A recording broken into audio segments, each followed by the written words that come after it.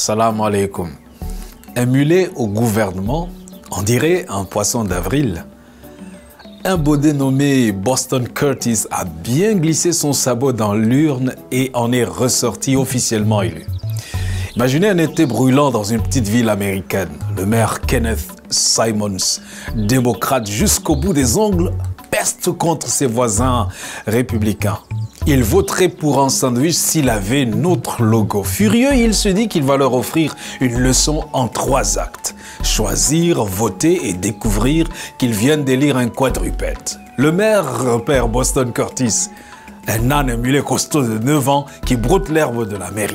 C'est l'idéal, il le fait inscrire comme candidat républicain au poste de délégué de comté. Au lieu d'une signature, on tamponne le formulaire avec une empreinte de sabot. Pas de programme, pas de photos souriantes, juste Boston Curtis R. Les jours passent, aucun autre républicain ne se présente. Le mulet est seul en lice. 6 septembre 1938, les bureaux de vote ouvrent à 8 heures. Les gens arrivent et glissent l'enveloppe sans un regard. Le résultat, 51 bulletins, 51 voix, 0 abstention, 0 concurrence. Le mulet et l'âne remportent cette élection haut la patte. Le lendemain, le téléphone de la mairie sonne comme une sirène. Une conférence de presse est convoquée. Simon sourit et dit « J'ai voulu prouver qu'on vote sans lire. Vous venez, alors la félicitation, vous venez de nommer un âne, mes chers concitoyens. » Les unes des journaux s'emparent de la photo. Boston Curtis, ruban tricolore autour du cou, l'air satisfait. Les habitants rient jaune. Un mulet devint officiellement leur représentant républicain. Drôle l'anecdote, n'est-ce pas? Oui. Inconfortable? Carrément. Elle nous rappelle que chaque fois qu'on glisse un bulletin sans l'avoir scruté, on confie notre ville, notre région, notre pays à qui sait quoi. Les électeurs de Wilton ont voté un âne. Aujourd'hui, c'est peut-être un programme bâclé, un candidat fantôme au pire.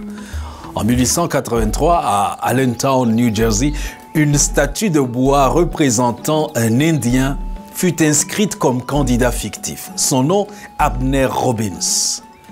Et elle remporta l'élection de juge de paix par 7 fois, face au titulaire. Romains 13 dit que les autorités sont mises en place par Dieu et nous devons leur être soumis. Et Jérémie 29 nous pousse à rechercher le bien de la cité, rechercher le bien de la ville où je vous ai mené en captivité et prier l'Éternel en sa faveur parce que votre bonheur dépend du sien.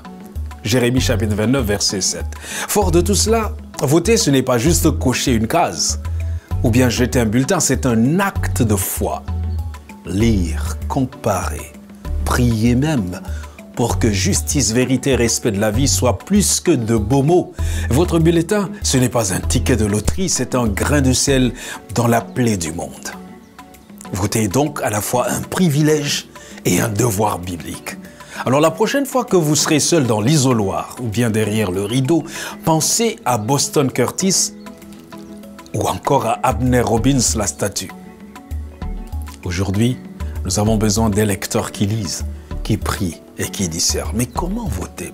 Je vous propose 4 principes. Il faut premièrement baser votre choix sur les principes et non les promesses.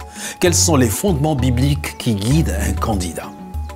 Deuxièmement, sur les politiques, non pas la personnalité. Ce n'est pas un concours de popularité ni de beauté, mais une question de gouvernance. Troisièmement, fondez votre vote sur les enjeux par l'identité, la tribu, le sexe, la couleur de peau ou l'origine.